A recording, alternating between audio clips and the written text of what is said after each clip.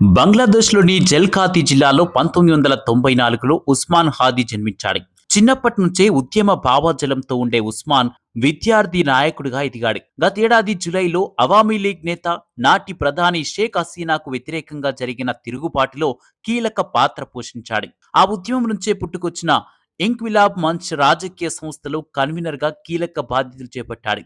కొన్నాళ్ల క్రితం భారత్‌కు వ్యతిరేకంగా వ్యాఖ్యలు చేశాడు. భారత ఈశాన్య రాష్ట్రాలను బంగ్లాదేశ్‌లో చూపిస్తున్నట్లుగా ఉన్న మ్యాప్‌లను పంపించాడు.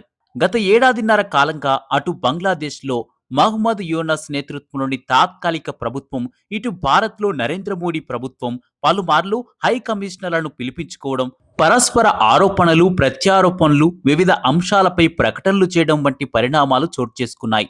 ఢాకాలో డిసెంబర్ 12న ఉస్మాన్ హాదీపై కాల్పులు జరిగాయి. ఈ ఘటనలో ఆయన తీవ్రంగా గాయపడ్డారు. ఆయనను సింగపూర్కు తరలించగా చికిత్స పొందుతూ గురువారం మృతి చెందారు. హాదీ మరణ వార్త తెలియగానే బంగ్లాదేశ్లో ఆగ్రహ జ్వాలలు మొదలయ్యాయి. ఢాకా యూనివర్సిటీ విద్యార్థులు, ఇంక్విలాబ్ మంచ్ కార్యకర్తలు పెద్ద ఎత్తున ఆందోళన చేపట్టారు. భారత్ అవామీ లీగ్ పార్టీకి వ్యతిరేకంగా నినాదాలు చేశారు. పలు మీడియా కార్యాలయాలు, అవామీ లీగ్ ఆఫీసులకు నిప్పు పెట్టారు. దీంతో పరిస్థితులు ఉద్రిక్తంగా మారాయి. భారత హై కమిషనర్ కార్యాలయం ఎదుట గుమిగూడిన ఓ గుంపు రాళ్ల దాడులకు పాల్పడింది. ఈ తాజా పరిణామాలు బంగ్లాదేశ్, భారత్ మధ్య సంబంధాలపై తీవ్ర ప్రభావం చూపుతున్నాయి. భారత్కు వ్యతిరేకంగా కొంతమంది బంగ్లాదేశ్ నాయకులు వివాదాస్పద వ్యాఖ్యలు చేయడంతో ఇరు దేశాల మధ్య ఉద్రిక్తతలు పెరిగాయి. బంగ్లాదేశ్లో అస్థిరత ఏర్పడితే భారత్ నుంచి ఈశాన్య రాష్ట్రాలు దూరం కావాల్సిన పరిస్థితి వస్తుంది అని Bangladesh National Citizen Party southern chief organiser Hasnat Abdullah హెచ్చరించారు. దేశం నుంచి ఇండియన్ హై కమిషనర్ను బహిష్కరించాలని కూడా ఆయన డిమాండ్ చేశారు. ఈ వ్యాఖ్యలు ఇరు దేశాల సంబంధాలను మరింత ఒత్తిడికి గురిచేశాయి. భారత ప్రభుత్వం ఢిల్లీలోని బంగ్లాదేశ్ రాయబారిని పిలిపించి బంగ్లాదేశ్లోని భారత హై కమిషన్ భద్రతపై ఆందోళన వ్యక్తం చేసింది. అయితే భారత్ పట్ల బంగ్లాదేశ్లోని తాత్కాలిక ప్రభుత్వ ధోరణి అంత సానుకూలంగా లేదు.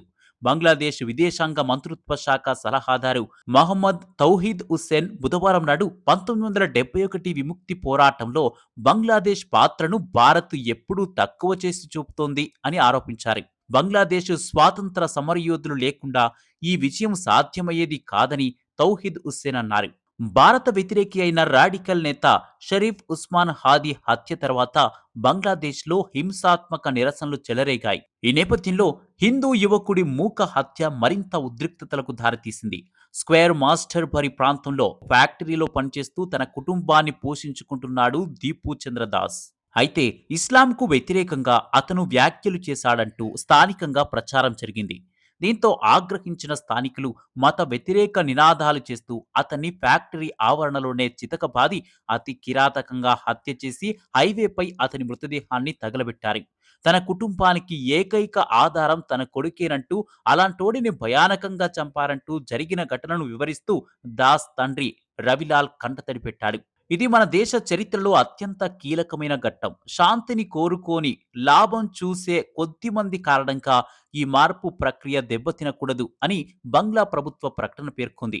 త్వరలో జరగబోయే ఎన్నికలు, ప్రజాభిప్రాయ సేకరణలు కేవలం రాజకీయ ప్రక్రియలు మాత్రమే కాదని, అవి దేశ భవిష్యత్తుపై ప్రజలిచ్చే గౌరవప్రదమైన హామీ అని ప్రభుత్వం స్పష్టం చేసింది.